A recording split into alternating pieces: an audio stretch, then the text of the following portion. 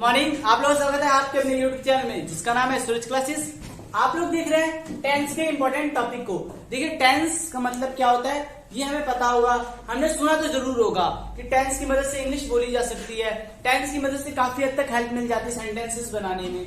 लेकिन टेंस को क्या हमें याद है या क्या हमें समझ आ चुके हैं? चलिए जानना शुरू करते हैं किस तरीके से होता है टेंस, और आज आपको पूरे टेंस समझ आने वाले हैं सभी रूल्स के साथ। चलिए देखते हैं what is mean of tense. Tense का मीनिंग मैंने क्या बताया बच्चों? Time plus work. अब मैं ये क्यों लिख रहा हूँ कि टाइम प्लस वर्क? टेंस में टाइम और वर्क क्या होता है? चलिए एक सेंटेंस देता हूं मैं आपको कि आई एम गोइंग, बहुत आसान सा, आई वॉज गोइंग। आप इस देखिए दोनों सेंटेंस है, और कुछ भी लिख लीजिए, वी आर फ्रेंड। आपको मैं एक चीज समझाने वाला हूं सेंटेंस के द्वारा। आप जब इस सेंटेंसेस को देखेंगे तो आपको समझ, चलिए देखिए तीन सेंटेंसेस समझ आ गए आपको। अब इन तीनों सेंटेंस में देखिए ये कौन है, आई कौन होता है। जब आपको ये क्लियर हो जाएगा ना कि आई का मीनिंग सब्जेक्ट होता है और एम क्या होता है, हेल्पिंग वर्ब होती है, ठीक है। गोइंग क्या होता है, वर्ब होती है, ठीक है। अब ये अरेंज करना कि कहां पर कौन सी वर्ब लगेगी। अब वर्ब क्या बताती है बच्चे, मैं आपसे पूछ रहा हूं वर्ब क्या बताती है? वर्ब बताती है आपको किसके बारे में? एग्जैक्ट टाइम के बारे में, ठीक है। अब आपको पता करना है टाइम प्लस वर्क, कार्य क्या हो रहा है। जैसे मैं क्या हो गया इसमें, क्या मैं टाइम है? नहीं। पास्ट प्रेजेंट फ्यूचर, टाइम तो आपको पता है कि तीन तरीके के होते हैं, पास्ट प्रेजेंट फ्यूचर, और वर्क कितने तरह के होते हैं? चार तरीके के। अब चार तरीके कैसे होते हैं? जैसे मान लो गोइंग, मैं जा रहा है, तो ये वर्क भी हो गया। कैसे? देखिए कंटिन्यूअस काम क्या चल रहा है, जाने का कर रहा है, तो वर्ग क्या होता है बच्चों समझ लो। कार्य क्या होता है समझ नहीं आएगा फिर सेंटेंस में। कार्य क्या होता है? कार्य चार रूप में होते हैं। जैसे पहला होता है देखिए इंडेफिनाइट। अब इंडेफिनाइट का मतलब होता है अनिश्चित कार्य, जिसमें क्या हो कि मैं जा सकता था या जा सकता हूं, जाता हूं, ठीक है, जाऊं, जिसकी क्या हो तार्किक से शुरुआत हो। कंटिन्यूअस में क्या होता है बच्चों? जिसमें मैं जा रहा हूं, जिसमें काम चल रहा है। और परफेक्ट का मीनिंग क्या होता है बताओ? अगर आपको पता है तो परफेक्ट का मीनिंग बताओ। परफेक्ट का मीनिंग क्या है? सही। देखिए परफेक्ट वर्क, काम में परफेक्ट का मतलब क्या होता है? जो काम हो चुका हो। जैसे कहते हैं ना परफेक्टली मैंने काम कर लिया है या चुका है। जब भी ऐसी बातें आए तो काम क्या है? परफेक्टली हो चुका है। जैसे बोलते हैं मैं पढ़ चुका था, मैं पढ़ चुका होऊंगा, या मैं पढ़ चुका हूं, तो ये सारे क्या है? परफेक्ट है। अगर आपसे कोई पूछे परफेक्ट कॉन्टिन्यूअस क्या होता है, देखिए थोड़ा बहुत ये इससे और थोड़ा बहुत इससे मिलता है। कैसे भाई? काम चुका है, लिया है, मतलब काम हो भी चुका है और चल भी रहा है। ये कैसे हो सकता है सर? एक एग्जांपल लेते हैं। जैसे मैं आप लोगों को पिछले 1 घंटे से पढ़ा रहा हूं, तो मैं 1 घंटे से पढ़ा रहा हूं, काम क्या है? परफेक्ट भी और कंटिन्यूअस भी है। इसी को अगर मैं पास्ट में बोलता तो क्या बोलता है? मैं पिछले 1 घंटे से पढ़ा रहा था, तो क्या हो जाता? परफेक्ट कॉन्टिन्यूअस पास्ट में हो जाता।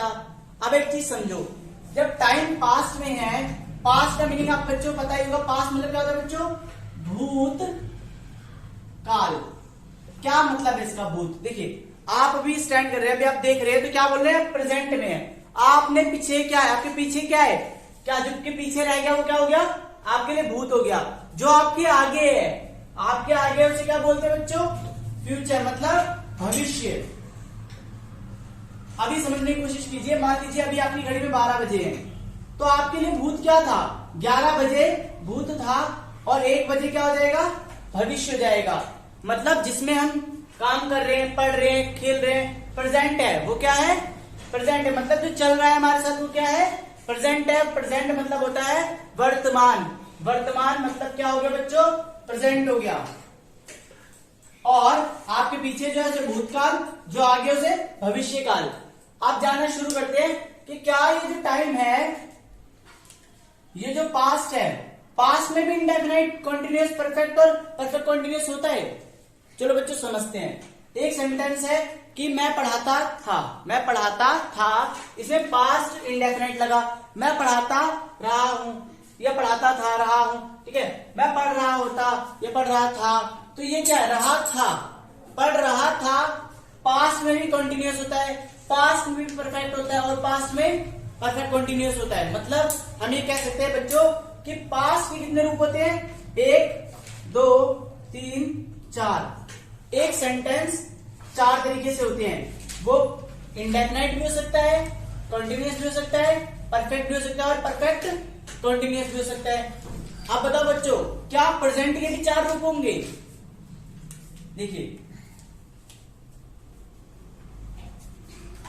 मैं पढ़ाता हूं, इतना तो समझ आ गया आपको कि पास की पहचान के लिए हमें था, ही पे डिपेंड होना है, प्रेजेंट के लिए हूं, ठीक है, हो, ऐसे सब, और फ्यूचर के लिए गा, गी, गे।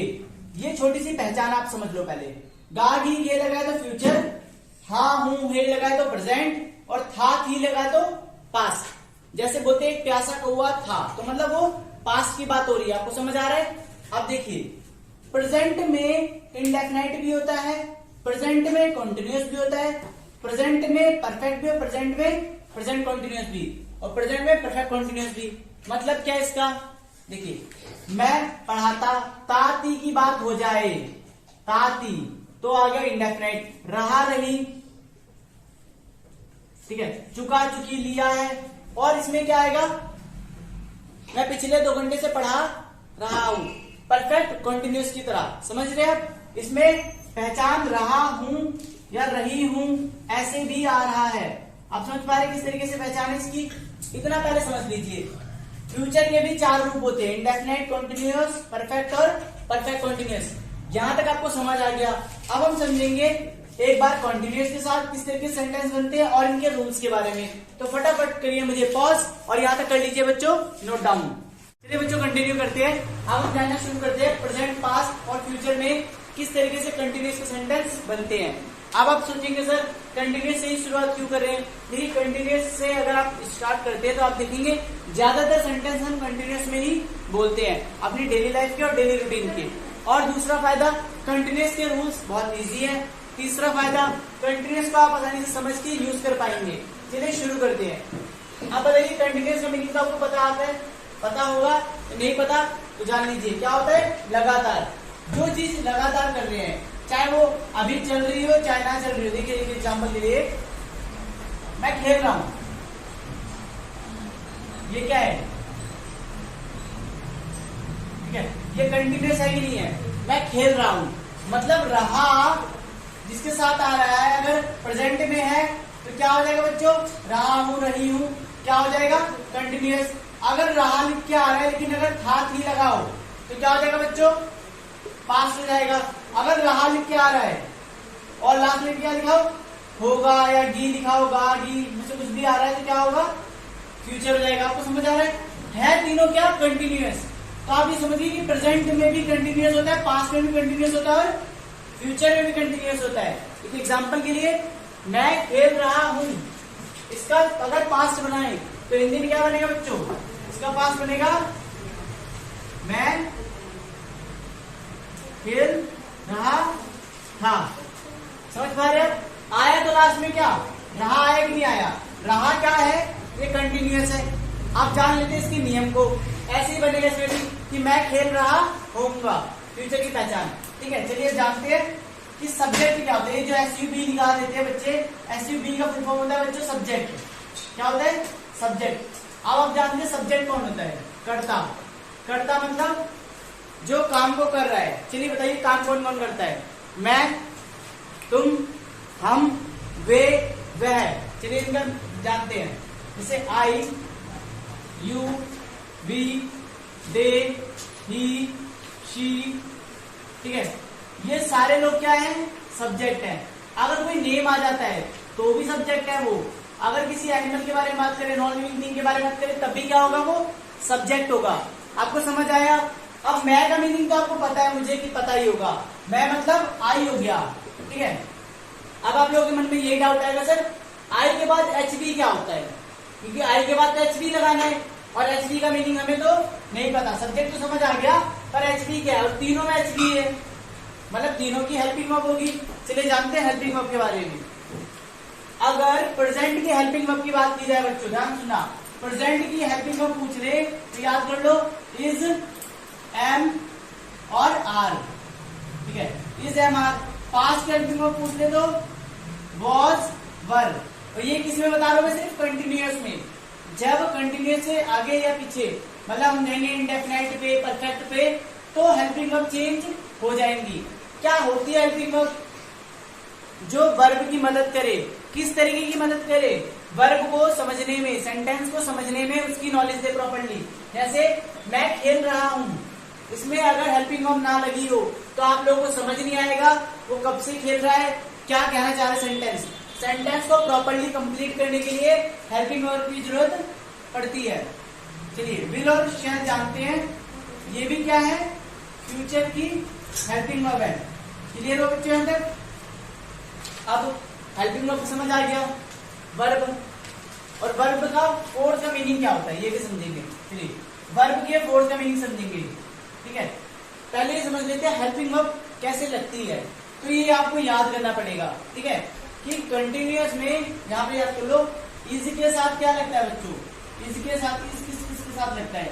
तो इज लगता है ही, शी, इट, और नेम के साथ इज लगता है, और एम लगता है आई के साथ, आर लगता है यू, बी, दे के साथ, ठीक है। बस इतना से समझना था, आपको समझ आया? अब आप सोच पा रहे होंगे कि सर आई के साथ क्या लगने वाला है? एम लगने वाला है। यहाँ पर लग गया आई एम। नेक्स्ट वर्ड है वर्ब। अब इसमें ढूंढो वर्ब क्या है। वर्ब काम क्या कर रहा है वो? तो मैं खेल रहा हूं, इसमें काम किसका हो रहा है? खेलने का। तो वर्ब क्या हो गई? हाँ, इंग्लिश में आप जानते हो खेलने का मीनिंग तो बच्चों प्ले होता है। अब फोर्थ फॉर्म का मतलब क्या होता है? फोर्थ फॉर्म का मतलब होता है आईएनजी। फोर्थ फॉर्म का मतलब क्या होता है बच्चों? आईएनजी। जैसे आई एम प्लेइंग, ठीक है। नेक्स्ट वर्ड रह गया लास्ट वाला, ऑब्जेक्ट जानना। ऑब्जेक्ट क्या होता है? देखिए बच्चों, ऑब्जेक्ट हमारे लिए दो तरह के हो सकते हैं। कोई अदर वर्ड भी हो सकता है, और अगर किसी वस्तु की बात कर रहे हैं, जैसे example I am playing bat ball, तो बैट बॉल क्या हो गया? अदर वर्ड हो गया। या I am playing with bat ball, तो ये भी क्या होगा? अदर वर्ड या ऑब्जेक्ट हो गया। आपको समझ आया? तो आईएनजी लगाओ और कंटिन्यूअस का सेंटेंस बनाओ। समझ आया? आईएनजी लगाओ और कंटिन्यूअस का सेंटेंस बनाओ। अब इसका आप मुझे बताइए फटाफट से क्या बनेगा? इसमें बनेगा आई का, मैं का तो आई हो गया। सर हेल्पिंग वर्ब क्या होगी? चलिए जानते हैं पास्ट में हेल्पिंग वर्ब क्या होती है? वॉज और वर। बट आप लोगों के लिए वही डाउट होगा जो कॉमन सा डाउट होता है कि सर वॉज वर के लिए वॉज किसके साथ लगेगा और वर किसके साथ लगेगा? देखिए इतना याद कर लो, वॉज सिंगुलर के लिए और वर प्लूरल के लिए लगता है। अब सिंगुलर कौन कौन होता है?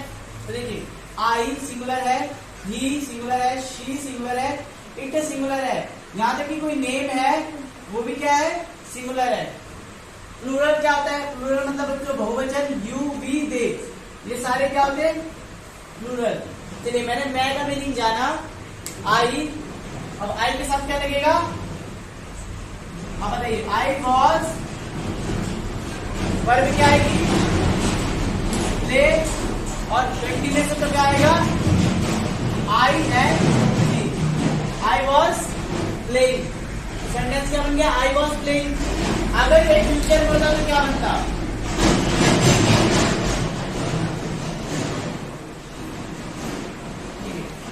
विल के साथ आप लगा दो आई और बी, बाकी साथ सबके साथ क्या लगा दो? शैल लगा दो, ठीक है। लेकिन शैल आजकल लगाना कम हो गया है, आप ज्यादातर सेंटेंसेस के साथ विल लगा सकते हैं। शैल का यूज बहुत कम हो गया है, विल का यूज 90% है, शैल का यूज 10% है, ठीक है। आगे चलिए समझते हैं इसको। मान लो मैं खेल रहा हूं, इसको इंग्लिश क्या बनेगी? आई के साथ क्या लगेगा? विल, और वर्ब क्या होगी? प्ले और आईएनजी, क्योंकि क्या है? कंटिन्यूअस है। समझ आया? अब आप देखो यहाँ पर कि हमने क्या समझा? प्रेजेंट भी कंटिन्यूअस होता है, पास्ट भी कंटिन्यूअस होता है, और फ्यूचर भी कंटिन्यूअस होता है। तीनों में हमने सेंटेंस बनाना सीख लिए।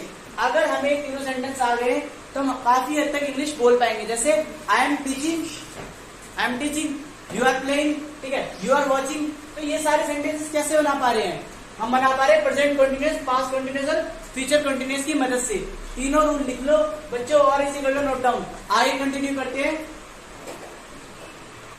चलिए कंटिन्यू करते हैं। अब हम जानते हैं अच्छे से इज एम आर कहाँ कहाँ लगता है।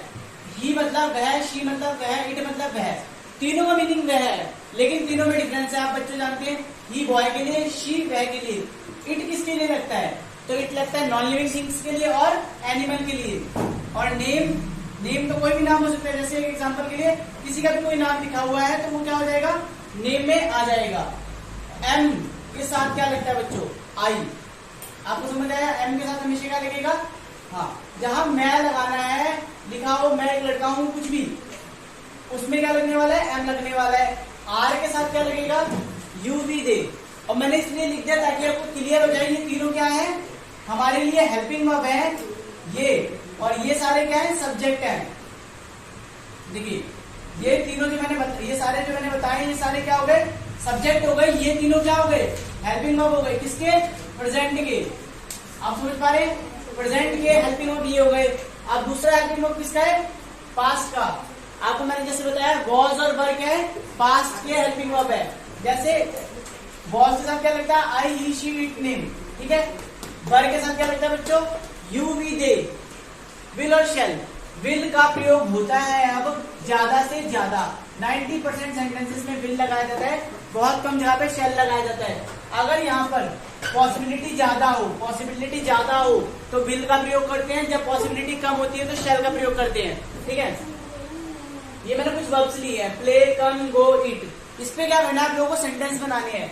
एक एग्जांपल के लिए, जैसे मैं इसमें से ले लेते कुछ भी, जा रहा हूं, ठीक है। अब इसी का पास्ट बनाऊं, अभी मैं जो बनाया, अब इसी का पास्ट क्या होगा, मैं जा रहा था, ये हो गया। देखिए पास्ट कंटिन्यूअस, क्योंकि रहा था लग गया। अगर इसका फ्यूचर बनाओगे, ऐसे मैं पे बना लिया, फिर क्या चेंज कर देना, सब्जेक्ट, मैं की जगह क्या आ जाएगा, यू। ऐसे करके आप बहुत सारे सेंटेंसेस बना पाएंगे और इनका प्रयोग करके आप डेली बोल पाएंगे। मोर वीडियोस के लिए देखते रहे स्विच क्लासेस। अब हम नेक्स्ट पार्ट के अंदर प्रेजेंट इंडेफिनिट कंटिन्यूअस और परफेक्ट कंटिन्यूअस के बारे में डिस्कस करेंगे। Thank you.